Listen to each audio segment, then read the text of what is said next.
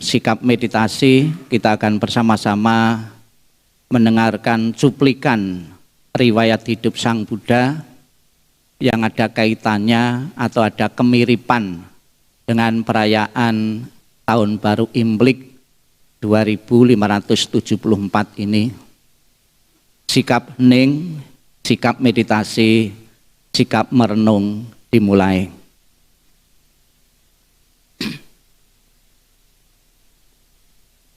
Dalam suasana hening dan tenang ini, marilah kita membuka hati untuk mendengarkan cuplikan riwayat kehidupan Sang Buddha.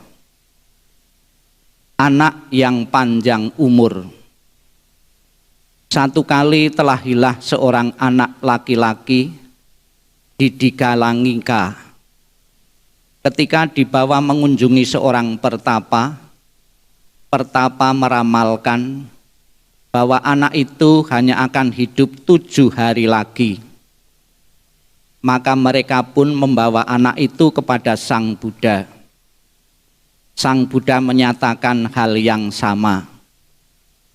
Untuk mencegah kematiannya, si orang tua diminta mendirikan bangunan di pintu masuk rumah dan meletakkan anak itu di sebuah dipan di dalamnya.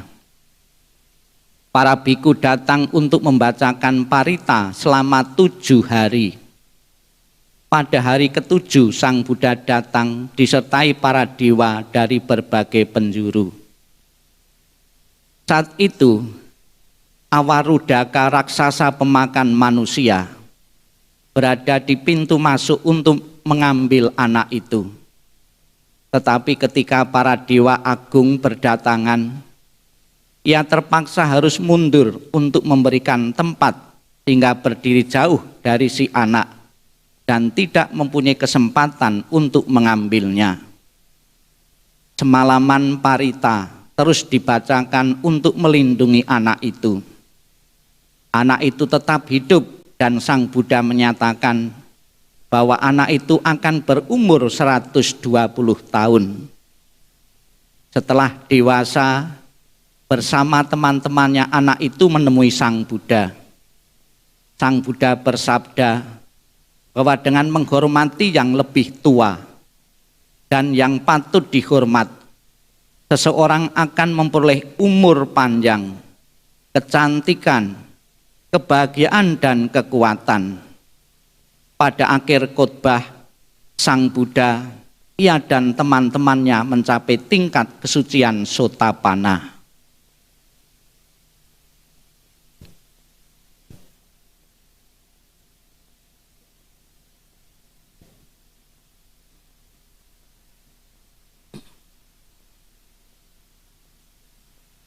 Terbukalah pintu kehidupan abadi bagi mereka yang mau mendengar dan mempunyai keyakinan. Sabbi sata bawantu sukitata. Semoga semua makhluk hidup berbahagia dan sejahtera. Sikap hening, sikap meditasi, sikap merenung selesai. Sadu, sadu, sadu. Yang saya hormati segenap pengurus yang hadir, segenap umat Buddha dan para simpatisan, terimalah salam di dalam Dharma. Namo Sang Hyang Adibudaya, Namo Buddhaya. Pertama-tama saya sebagai biku pembina kembali mengucapkan selamat menyambut datangnya Tahun Baru Imlek 2574. Semoga kita senantiasa selalu berbahagia, bebas dari rintangan dan halangan. Masih ada waktu kurang lebih 1/4 jam ya, karena 1 jam puja bakti ini. Sebetulnya puja bakti 1 jam ini sudah sejak lama itu saya harapkan ya. Sebab kalau puja bakti terlalu lama itu juga pegel, semutan. Juga yang dibaca kebanyakan tidak tahu juga karena kebanyakan bahasa Mandarin dan Pali. Tapi kalau yang dibaca itu singkat ya, itu lebih mudeng, tidak bingung. Lebih-lebih orang-orang baru ya, orang-orang baru lebih tertarik ya, itu kebaktiannya singkat saja namun langsung bisa dimengerti ya. Seperti di tempat lain itu ada bukan puja bakti, kebaktian 1 jam. Ya. Di tempat lain juga kurang lebih 1 jam 1/4. Di agama Buddha itu memang cukup lama karena yang dibaca itu cukup panjang. Tadi semestinya yang kita baca Sadama Bundari itu 1 buku itu, ya, full, ya. Sebab kalau tidak full, ya, lebih-lebih yang senior itu tidak afdol, ya, tidak puas kalau bacanya tidak panjang. Tolong nanti yang tidak puas silakan baca di rumah, ya. Bapak Ibu sekalian yang saya hormati, pertama saya akan menyinggung tentang hari ini adalah penutupan. Ada 2 penutupan, ya. Yang pertama puja relik. Ini adalah hari terakhir. Nah, relik bagi mereka Bapak Ibu yang belum pernah lihat relik, nanti setelah puja bakti bisa maju foto-foto di situ juga bisa relik itu seperti apa. Di dalam teori agama Buddha, relik itu bisa ada mempunyai sinonim, namanya itu saririka atau sarika. Ya, sarika. Bagi orang Jawa mungkin lebih paham malah sarika itu, sebab dalam orang Jawa itu mengenal sliro, slirane. Ini ternyata berasal dari sarika ini, ya. Sliro itu kan tubuh, slirane. Dalam bahasa Jawa slirane tubuh.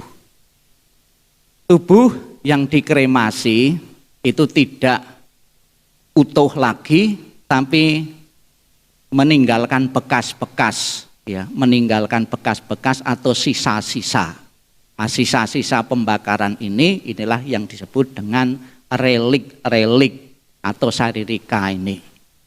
Dalam teori Buddhis, saririka ini dibagi 3 yang terutama, ya, relik tubuh, sisa pembakaran, kemudian ada relik dharma. Nah, relik dharma itu adalah kitab suci, ya. Kitab suci, cerita kitab suci, khotbah Sang Buddha itu juga termasuk relik yang dibukukan maupun yang tidak dibukukan, yang ditulis maupun yang tidak ditulis, ya. Kemudian ada lagi sisa jasmani. Namun tidak selamanya relik itu hasil pembakaran. Ada beberapa orang-orang tertentu itu ketika dikubur itu juga jasadnya itu masih utuh, ya. Masih utuh, tidak membusuk. Ini juga dikategorikan termasuk relik juga. Khususnya mungkin bagi mereka yang di dalam agama Katolik, ya, itu mengenal istilah santo dan santa. Nyata mungkin santo itu laki, santa itu perempuan. Orang-orang yang mempunyai spiritual yang tinggi, ya, itu jasad jasmaninya tidak langsung membusuk. Ya tetap karena proses juga tetap juga, tapi tidak langsung membusuk, ya, membentuk kristal. Namun tidak selamanya menunjukkan kesucian seseorang. Karena keutuhan jasad jasmani itu juga karena didukung lingkungan juga. Misalnya fosil, membentuk fosil. Kan tidak selamanya karena kesucian fosil itu. Karena lingkungan yang membentuknya. Kemudian juga karena bahan pengawet. Itu juga bisa juga jasad itu tetap utuh. Ada juga karena lingkungan tadi pernah ada seseorang itu ditanam, dikubur, itu tidak membusuk, ya. Tidak membusuk, telah ditelusuri, ya, kenapa kok tidak membusuk? Setelah ditelusuri, ternyata semasa hidupnya orang itu dalam jangka waktu lama itu bekerja di pabrik garam, ya. Kan tidak membusuk karena cacing-cacing tidak mau garam, terlalu asin, ya, utuh, ya. Ya. Namun yang ingin kita bahas itu adalah orang-orang yang mempunyai tingkat spiritual yang tinggi akan membentuk kualitas tubuh fisiknya berbeda dengan pada umumnya, ya. Ada juga mau pelebaran jalan, kemudian di situ ada kuburan, dibongkar kuburannya itu, ada jasad yang masih utuh. Setelah diselidiki, ditanya-tanya, ternyata jasad ini seorang wanita itu adalah jasadnya seorang pelacur. Loh, kenapa seorang pelacur kan banyak dosanya, ini jasadnya kok utuh. Setelah diselidiki dari keluarga-keluarga ternyata sebelum dia meninggal ini pernah bertobat, ya, tobat jadi orang saleh. Kemudian dibumikan, ditanam pun juga jasadnya tidak hancur, ya itu. Ada beberapa relik-relik yang mempunyai warna-warna atau mutiara-mutiara. Ini kemungkinan dominan di dalam Buddhis yang kita pamerkan itu dalam bentuk kristal-kristal, ya itu, ya. Jadi sisa pembakaran membentuk kristal-kristal. Ada sebuah teori yang mengatakan bahwa kristal-kristal terbentuk adalah energi positif yang terserap, energi positif yang terserap terus membentuk kualitas kristal-kristal itu. Ada juga yang mengatakan bahwa kristal-kristal relief itu bisa jadi banyak, bisa melipat gandakan diri. Ini ada dua kemungkinan, bisa karena pecah, satu jadi banyak, bisa juga yang banyak itu adalah imitasi, tiruan-tiruan. Ya, bisa, tiruan-tiruan relief juga bisa. Lebih-lebih umat Buddha itu hobi sekali kalau ya peninggalan-peninggalan ini bilang relik-relik ini dari Sang Buddha, ini dari orang suci itu, ya minatnya cukup besar. Bahkan tidak sedikit beberapa rohaniwan agama Buddha dari luar negeri itu membawa ketika ditawarkan di Indonesia laris sekali. Namun demikian bukan berarti tiruan itu tidak ada mempunyai nilai manfaatnya. Tetap kalau anggapannya kita asli, kita terinspirasi, ya meneladani orang yang ada reliefnya itu, kita pun hidup kita jauh lebih baik, itu bisa juga terjadi. Bahkan ketika kita ketemu menghormat biku palsu saja ada manfaatnya toh. Kan pernah kejadian biku yang dihormati ternyata biku palsu, selang beberapa hari baru diketahui adalah biku palsu. Tidak menghapus kebaikan yang diperbuat ketika kita menghormat di saat belum tahu tadi. Ya, itu. Ada beberapa relik-relik. Namun ada juga kemungkinan Bapak Ibu, ada murid-murid biku itu yang merasa gengsi. Kalau gurunya dihormati orang banyak, disanjung-sanjung orang banyak, ketika dikremasi, ketika dibakar kok tidak mengeluarkan relik. Kan rasanya sebagai murid kok tidak ada wahnya, kan gitu. Bikin saja relik-relik tiruan, dikatakan ini relik dari guru saya. Dan wihara-wihara yang ada reliknya biasanya jauh lebih ramai. Jadi mau meramaikan relik, mau meramaikan wihara, salah satunya itu ya, itu pakai relik-relik itu dijadikan pameran. Ya tentunya ini tidak diketahui oleh masyarakat umum, hanya orang-orang tertentu saja seperti ini, ya itu. Apa manfaatnya bagi umat Buddha yang memberikan penghormatan kepada relik-relik ini? Bapak Ibu difasilitasi oleh Wihara BDC, di sini ada puja relik. Setiap hari dalam 1 bulan ini ada yang mempersembahkan lilin, dupa, bunga, ya.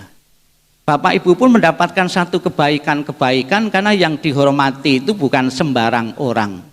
Namun demikian yang jauh lebih penting adalah inspirasi Bapak Ibu untuk meneladani orang-orang yang sudah mencapai kesucian itu. Karena tidak gampang dalam mencapai kesucian ini. Dalam agama Buddha diperlukan berkalpa-kalpa, itu baru akan mencapai tingkat kesucian-kesucian melalui proses latihan yang panjang. Maka begitu dapat hasilnya pun itu akan dihargai oleh orang banyak. Itu tentang relik Bapak Ibu saudara sekalian.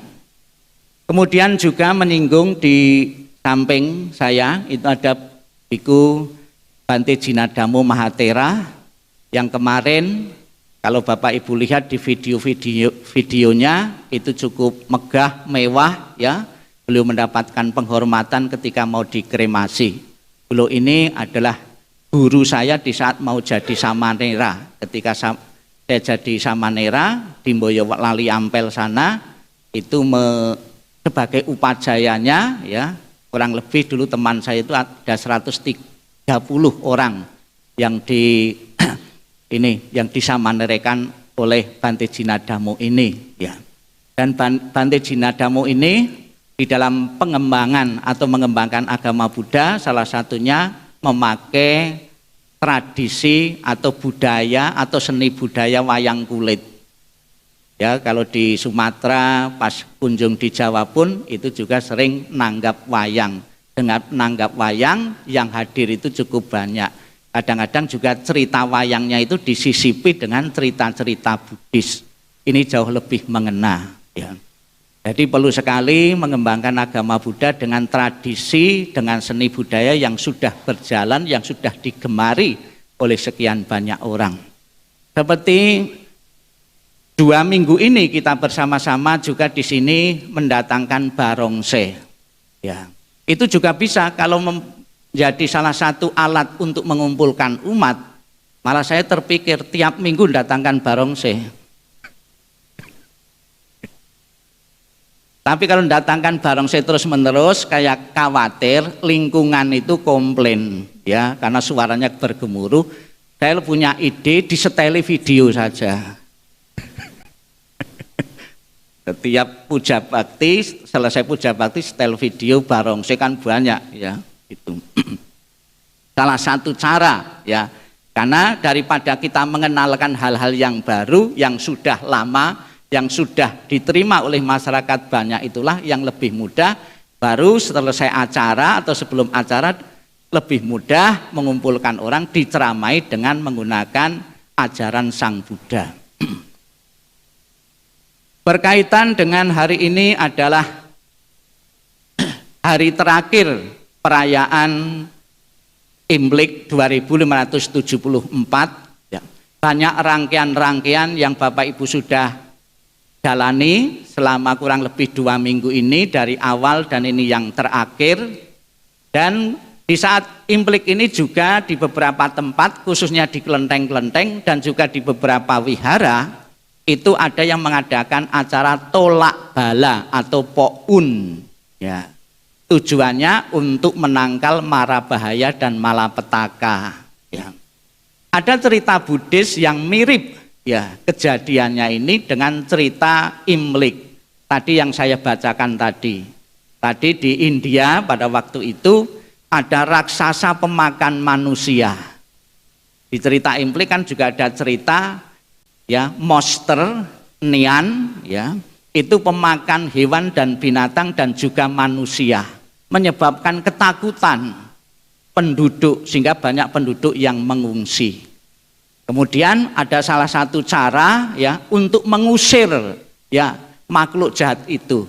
Yang pertama dengan menggunakan warna merah. Sampai sekarang pas Imlek itu dominan memakai warna merah sebagai simbol menolak mara bahaya dan malapetaka. Dalam filosofi Tiongkok. Ternyata warna merah untuk menolak mara bahaya bukan saja di masyarakat Tiongkok. Masyarakat Yahudi dalam kitab suci ya Perjanjian Lama ya itu juga ada, cuma dikasih makna baru sekarang itu. Barang siapa yang ingin selamat satu rumah itu rumahnya diolesi dengan darah domba. Darah domba kan merah. Sekarang penjelasan darah domba diganti dengan darah manusia. Ya darah manusia dengan menerima seseorang karena sudah ditebus dengan darahnya itu kan darah kan juga merah.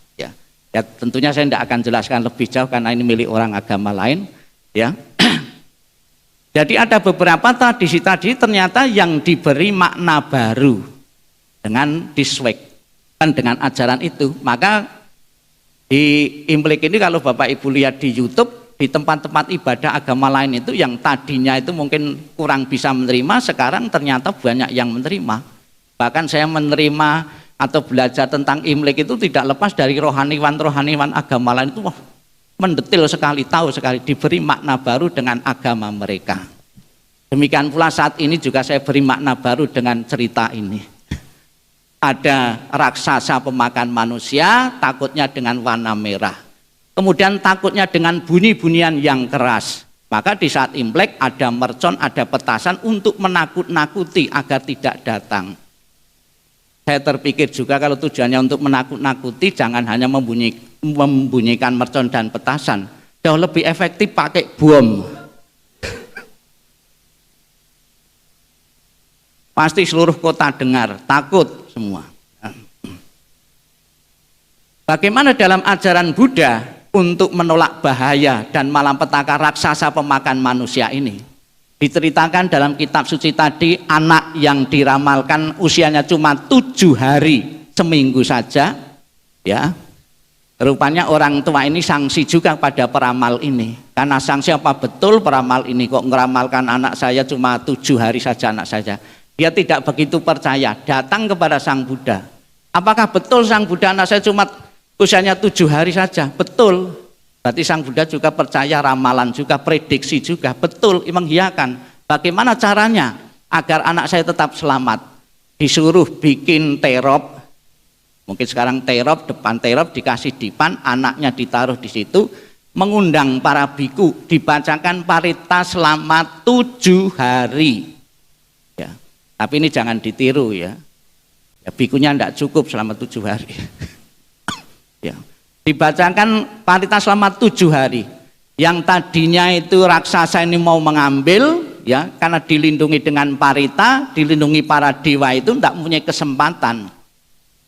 Selama 7 hari akhirnya anak ini selamat. Dan Sang Buddha memprediksi meramalkan setelah dibacakan parita-parita suci, anak ini berumur 120 tahun dengan kekuatan doa-doa parita. Namun demikian Bapak Ibu tidak boleh percaya 100% apa kata kitab suci. Itu pesan Sang Buddha. Jadi bahasa kitab suci itu menggunakan bahasa hiperbola, bahasa yang dilebih-lebihkan biar kelihatan wah. Mungkin 120 tahun itu bisa dimaknai akan berusia panjang gitu. Tidak selamanya dibacakan parita 7 hari usianya jadi 120 ya. Atau mau dicoba Bapak Ibu? Kemudian berkat orang mempunyai usia panjang yang menjadi harapan setiap orang itu, Sang Buddha mempunyai resep. Yang pertama, orang yang selalu menghormati orang yang usianya lebih tua itu akan mendapatkan umur yang panjang. Namun bukan berarti kalau kita menghormati orang yang usianya lebih muda dari kita, usia kita berkurang ya. Bukan demikian. Akan mendapatkan umur panjang, kecantikan, kebahagiaan dan kekuatan. Inilah dari pahala atau kebaikan seseorang yang menghormati orang yang umurnya lebih tua. Ya. Dengan kekuatan doa-doa yang kita bacakan pada kesempatan ini, Kuan Im Posat Mohosat, dan juga tadi sengaja memercikannya Bapak Ibu bukan di saat tapeju, namun di saat Kuan Im Posat, semoga Bapak Ibu setelah menerima pemercikan air bukan saja membasahi Bapak Ibu, namun benar-benar Bapak Ibu memperbarui kehidupan di tahun baru ini dengan kebaikan-kebaikan yang jauh lebih baik, lebih meningkat lagi. Saya berpesan di tahun baru ini pola pikir umat juga harus dirubah di saat puja bakti. Tolong sebelum barisan depan itu penuh jangan membentuk barisan belakangnya. Kalau dilihat di video itu jelek, silakan. Seperti orang sholat itu kalau Bapak Ibu lihat sholat itu rapi sekali karena sudah ada aturannya seperti itu. Ya. Namo Sang Hyang Adibudaya, Namo Buddhaya.